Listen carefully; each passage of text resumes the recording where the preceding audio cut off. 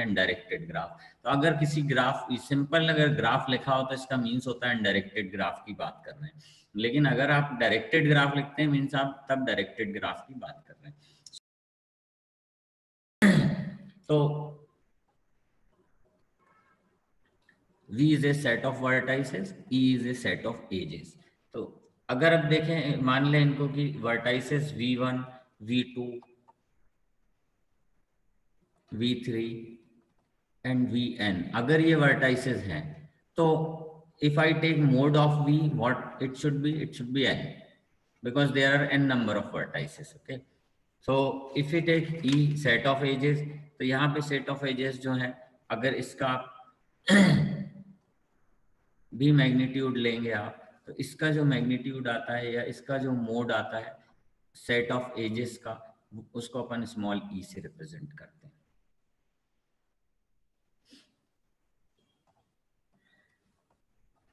Means यहाँ पे what ever edges, अब जो इसकी वैल्यू आएगी ई की, उतने नंबर ऑफ एजेस यहाँ पे sigma of degree of V I, D is for D stands for degree, degree of VI. VI means VI will be A in this case, B, C and D. This will be your VI.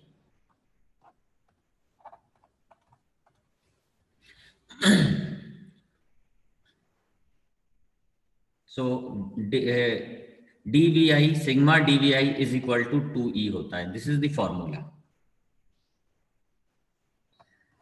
And why it should be and how it should be.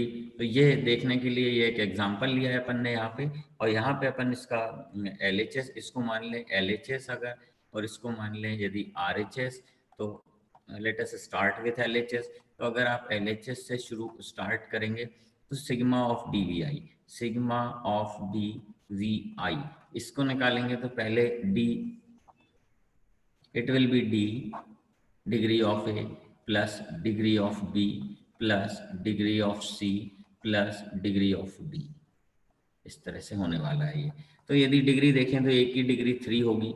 यहाँ पे कोई undirected graph में in degree out degree का कोई concept नहीं होता जैसा कि डायरेक्टेड ग्राफ में होता है, यहाँ पे सिर्फ डिग्री का concept. With this way you will get the answer 12।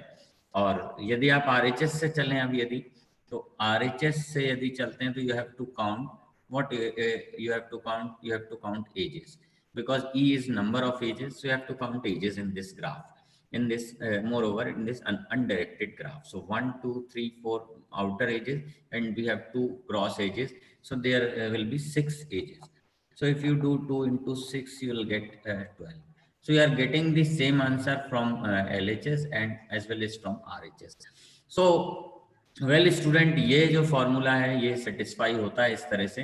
तो अगर आप इसमें कोई चेंज भी करते हैं तो भी आपका आंसर सही होगा। अगर आप इसको ट्राई करें तो यहाँ पे इन चारों की डिग्री यदि जोड़ें तो A की डिग्री 3 होगी, B की डिग्री 2 होगी, C की डिग्री 3 होगी एंड D की डिग्री 2 होगी and finally will get 10।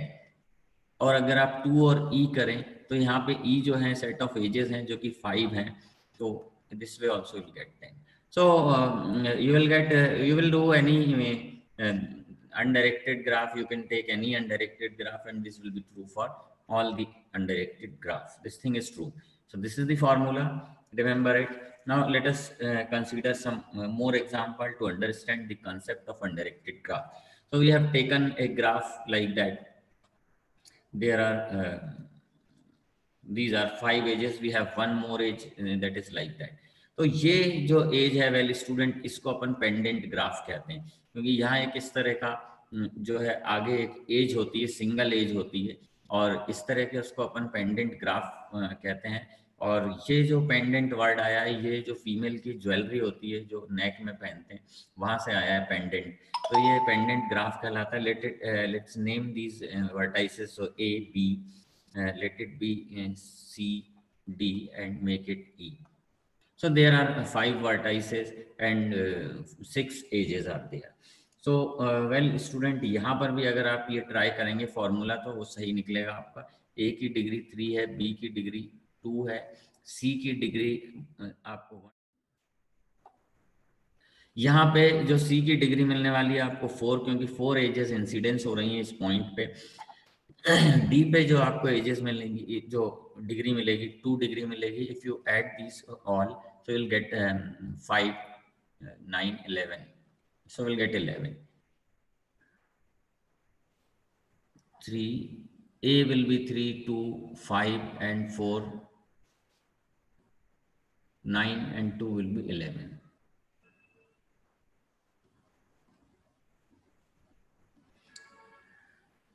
We must consider E point also. तो if you consider E point, तो यहाँ पे जो डिग्री है 1 होगी, इसकी डिग्री 1 होगी, and finally will get answer 12. So this is 12.